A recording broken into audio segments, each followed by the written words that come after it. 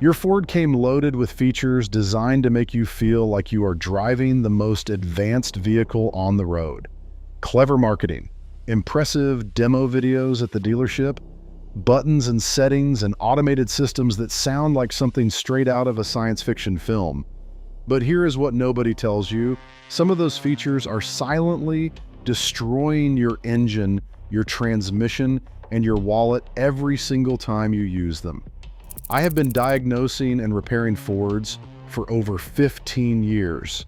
I have seen trucks come in with 60,000 miles that look like they have been through a war inside, cam phasers rattling, turbochargers failing, transmission clutch packs burned to nothing, and when I trace the damage back to its source, I find the same culprits again and again. Features that Ford markets as innovations. Features that owners trusted completely. Features that nobody warned them about. Today, we are exposing 7 hidden Ford features that look smart on the surface, but are doing serious damage underneath. Feature number 4 has already cost some owners over $4,000 in transmission repairs, and they had absolutely no idea the feature was even the cause. Feature number 1 affects nearly every modern Ford on the road right now, and the damage is cumulative, meaning the longer you ignore this, the worse it gets. Pay close attention, because what you are about to hear could save you thousands. Let's start with feature number 7. The lane keeping system runs continuously on rural and highway roads. Lane keeping aid uses a forward-facing camera behind your rearview mirror to detect lane markings and make physical corrections to your steering. On a well-maintained highway with bright, freshly painted lanes, it performs reasonably well. The problem is what happens when conditions are not perfect, which is most of the time. On roads with faded markings, construction zones with temporary paint, or rural highways where the shoulder boundary is unclear, the system misidentifies lane boundaries and fires sharp, rapid corrections through the electric power steering motor repeatedly across your entire drive. That motor is engineered for deliberate, human-style inputs.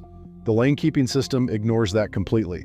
On a 45-minute commute with inconsistent lane paint, that motor cycles hundreds of additional times beyond what any human driver would demand. I have pulled power steering motors from Explorers and F-150s with fewer than 70,000 miles showing heat damage I would normally expect at 150,000 miles. Replacement runs $900 to $1,400, and labor is intensive because the column has to come apart entirely. When drivers resist the system's corrections by holding the wheel firm, the motor fights directly against that resistance, adding stress to the steering rack as well. Rack replacement on an F-150 runs $600 to $1,200 in parts alone before labor. The fix is simple. Disable lane keeping through driver assistance settings on your touchscreen and leave only the lane departure warning active. The system will still alert you if you drift without signaling, but it stops making physical corrections to the wheel. Alert without acting is the right approach. Feature number 6, adaptive cruise control with stop and go used in heavy daily traffic. The pitch sounds perfect. Engage cruise, and your Ford automatically stops and starts with traffic while you sit back. What Ford doesn't mention is what that convenience is doing to your brake system.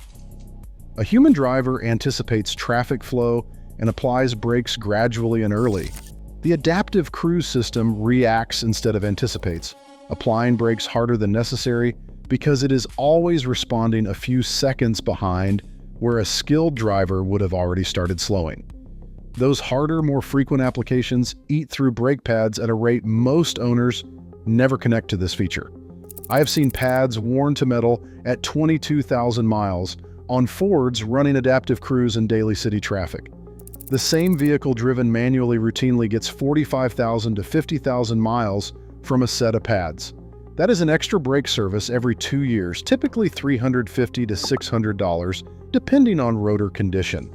The ABS actuator also cycles repeatedly during these modulated braking sequences, a pump designed for emergency situations being used as a daily traffic tool. Premature ABS module failure is increasingly common in high-mileage city-driven Fords. Replacement runs $800 to $1,500 in parts, plus $400 to $600 in labor. Use adaptive cruise on open highways where the system makes gentle, infrequent adjustments. Switch it off and stop and go traffic and take over manually. Your pads, rotors, and the ABS system will last significantly longer. Feature number 5 hits F-150 and Super Duty owners hard, the automatic four-wheel drive setting used as a permanent default. Auto four-wheel drive sounds like the perfect set-it-and-forget-it solution. The truck monitors conditions and decides when to engage all four wheels automatically. The problem is how it makes that decision. The system monitors wheel slip continuously, and on damp pavement, loose gravel, or imperfect road surfaces, it engages and disengages the transfer case clutch pack dozens of times during a normal drive. Unlike 4 high or 4 low, where the drivetrain is fully committed and components share load evenly, the auto setting keeps the clutch pack in a state of partial, intermittent engagement that generates significant friction heat. That heat breaks down transfer case fluid faster than almost any other operating condition, and most owners never think to service it because it does not appear prominently in service reminders. I have cracked open transfer cases on trucks with 80,000 miles where the fluid was black sludge with clutch material suspended in it. At that point, you are looking at a rebuild or replacement costing $1,800 to $3,500 for most F-150 configurations, with Super Duty trucks running considerably higher. Run 2 high on dry, normal pavement. Save 4 auto for genuinely mixed conditions, and service your transfer case fluid every 30,000 miles regardless of what your reminder says. If you are finding this valuable, hit that like button right now and subscribe. We still have 4 features to cover, and the next ones are responsible for more engine damage than anything else I see come through my shop. Feature number 4, ignoring tow haul mode while towing with an EcoBoost engine. Tow haul mode is not optional when you are pulling a trailer. It is not a preference. It is a mechanical necessity. Skipping it while staying in normal mode is destroying transmissions at rates that genuinely frustrate me when I see the repair bills owners are facing. Tow haul mode reprograms the transmission's shift logic to hold gears longer, downshift aggressively under deceleration, and provide real engine braking on descents. It adjusts its torque converter lockup to reduce heat in the transmission fluid. Every one of those adjustments exists because pulling a trailer multiplies thermal and mechanical load by a factor that normal mode was never calibrated to handle. When you tow in normal mode, the transmission shifts into higher gears prematurely to chase the efficiency targets it was programmed for solo operation. Under trailer load, the engine lugs at lower engine speed than it should, the transmission slips the torque converter to compensate, and fluid temperature climbs fast. I have measured transmission fluid temperatures on F-150s towing in normal mode that exceeded 240 degrees Fahrenheit. Most automatic transmission fluid begins breaking down irreversibly around 220 degrees Fahrenheit. Every mile above that threshold is destroying your clutch packs. I have replaced transmissions on trucks with 75,000 miles because owners towed 6,000-pound trailers in normal mode for 2 years straight. A transmission rebuild runs $3,500 to $5,000. Engaging tow haul mode costs you nothing. Press the button every single time you hook up a trailer over 3,000 pounds. Feature number 3. MyKey creates hidden restrictions that the owner may not know are active. MyKey is Ford's system for creating a restricted driving profile, most commonly used by parents who set limits for teenage drivers. You can cap the top speed, limit audio volume, and force safety features to remain on. The problem is what the system does to the vehicle when those restrictions are active, and the driver does not realize it, which happens more often than you might think. When a Ford is running under MyKey restrictions, the throttle is electronically managed to enforce the speed cap. As the vehicle approaches the programmed limit on a highway on-ramp or during a passing maneuver, the system cuts power abruptly rather than allowing a smooth power curve. That abrupt intermittent power delivery creates drivetrain stress that normal acceleration does not produce. Repeated aggressive throttle modulation events accelerate wear on motor mounts, drive shaft U-joints, and transmission mounts. These components are designed for smooth load application, not the intermittent power delivery that speed limiting creates. U-joint replacement on an F-150 typically runs $300 to $600 per shaft. Motor mounts run $200 to $500 per side installed. On vehicles purchased used, the previous owner may have programmed a My Key that the new owner does not even know exists, meaning these restrictions can be active without the driver's awareness. To check, go into the settings menu on your touchscreen, find the My Key section, and review what is programmed. Use the admin key to clear any restrictions you did not intentionally set. Feature number 2 is the one that drives Ford owners absolutely crazy, and for good reason. The auto start-stop system left permanently active. The engine shuts off at every red light and restarts when you release the brake. Ford designed this system primarily to hit EPA fuel economy certification numbers. The actual savings for the person driving the truck are negligible. Independent testing shows auto start-stop saves between 0.1 and 0.3 miles per gallon in real-world driving. Over a full year, that is roughly $30 to $50 in fuel for the average driver. Now look at what those savings cost mechanically. Every stop-start cycle loads the starter motor beyond what it was designed to handle in normal daily use. Ford reinforced the starter for these vehicles, but reinforced does not mean immune. I have replaced starters on F-150s and Explorers with fewer than 55,000 miles due to start-stop fatigue. A starter replacement runs $400 to $800 installed. The battery situation compounds the problem. Auto start-stop requires an AGM battery rated for repeated deep cycle use. These cost $250 to $400 to replace versus $120 to $180 for a standard battery. That cost difference alone erases years of fuel savings. The most expensive damage happens to the KM phasers. When the engine shuts off and restarts, oil pressure drops momentarily before the pump rebuilds it. Cam phasers rely on sustained oil pressure to hold their position, and repeated pressure drops from hundreds of daily restart cycles accelerate their wear dramatically.